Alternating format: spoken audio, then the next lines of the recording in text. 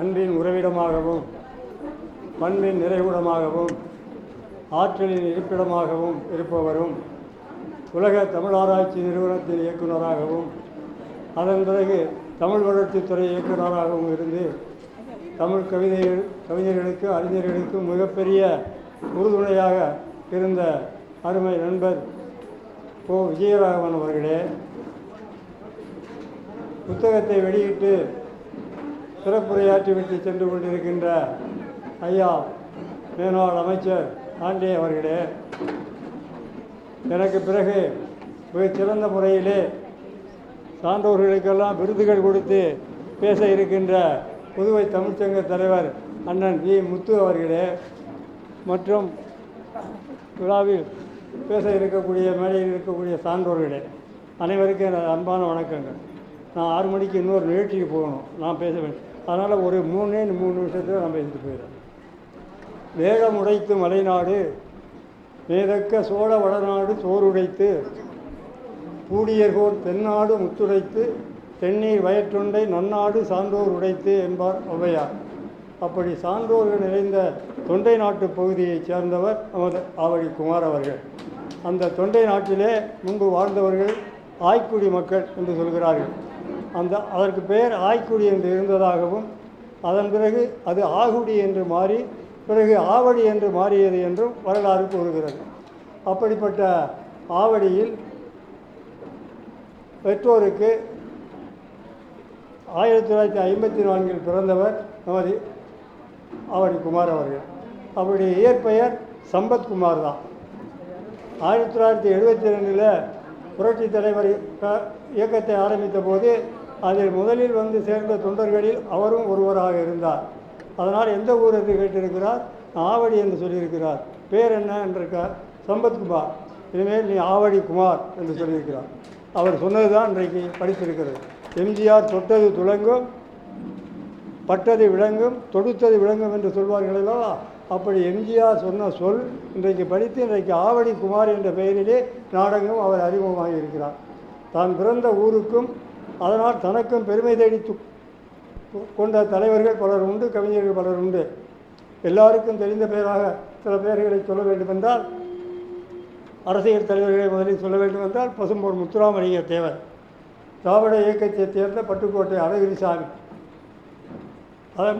அன்பில் தர்மலிங்கம், மன்னை நாராயணசாமி, மதுரை முத்து, இதை போன்ற சினிமா கவிஞர்களை எடுத்துக்கொண்டால் உடுமலை நாராயணகவி, பாபநாசம் சிவன், கொத்தமங்கலம் சுப்பு, தஞ்சை ராமையாதாஸ், சீர்காழி கோவிந்தராஜன், அன்றைக்கு 15ஆம் நூற்றாண்டிலேயே ராமநாடக கீர்த்தனை எழுதிய சீர்காழி அருணாசல கவிராயர், சிதம்பரம் ஜெயராமன், தஞ்சை ராமையாதாஸ்,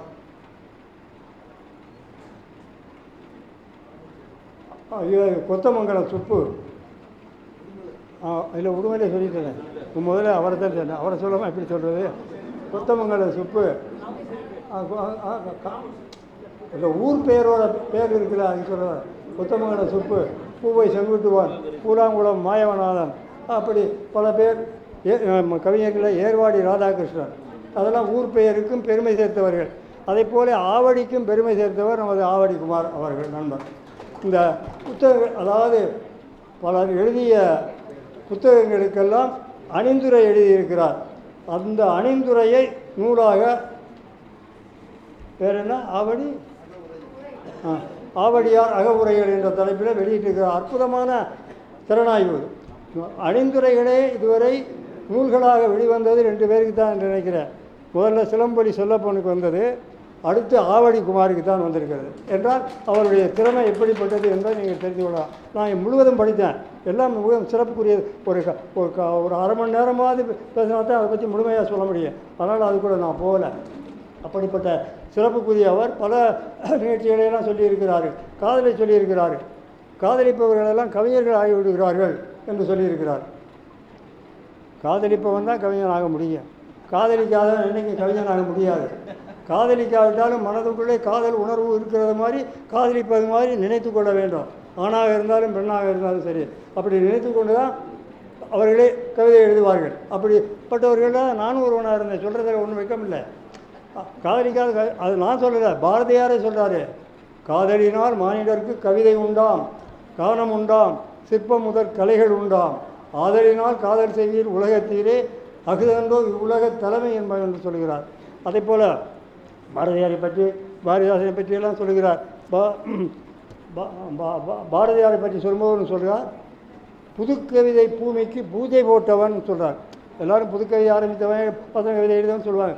இவர் புதுக்கவிதை பூமிக்கு பூஜை போட்டவங்கிறார். இந்த சொல்லாட்சியே மிக சிறப்பாக இருக்கிறது.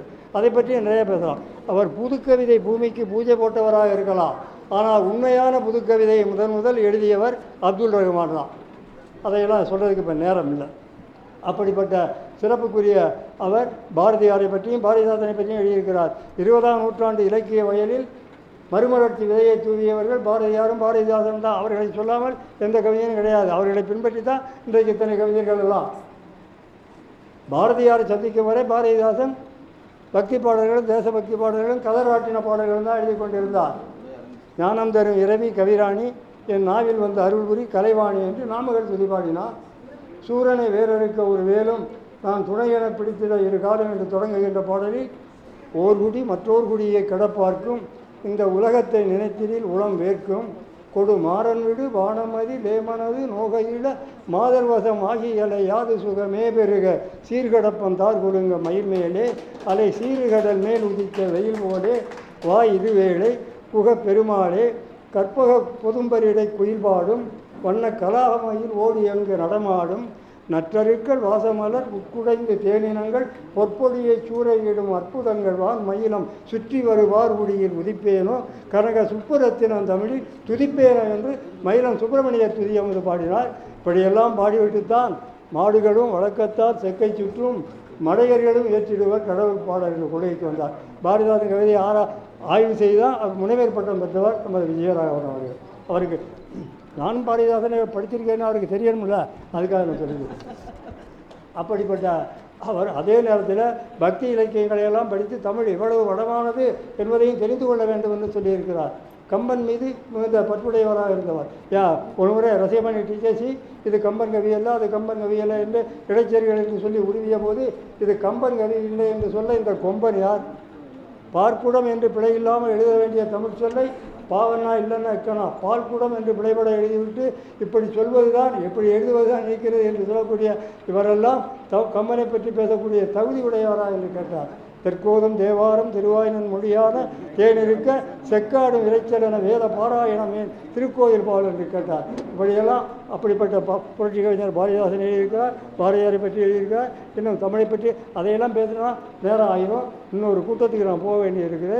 6 மணிக்கு நான் இங்கே பேசணும். அதனால் இந்த விழாவில் நான் இருந்து இறுதி வரை இருந்ததாக நினைத்து கொள்ள வேண்டும் என்று கேட்டுக்கிறேன். எனக்கு பதிலாக அண்ணன் பி. முத்து அவர்கள் எல்லாம் செய்வார்கள். விஜயராம அண்ணன் இருக்கிறாங்க, அவரையும் மேற்கொண்டு பயன்படுத்துகிறோன்னா பயன்படுத்திக்கிறேங்க என்று சொல்லி இந்த விழாவுக்கு வருகின்ற பெருமை சேர்த்த உங்களுக்கெல்லாம் என்னுடைய வாழ்த்துக்களை தெரிவித்துக் கொள்கிறேன். இந்த விழாவுக்கு வருகின்ற பெருமை சேர்த்த அண்ணன் முத்து அவர்கள், விஜயராகவன் அவர்கள்,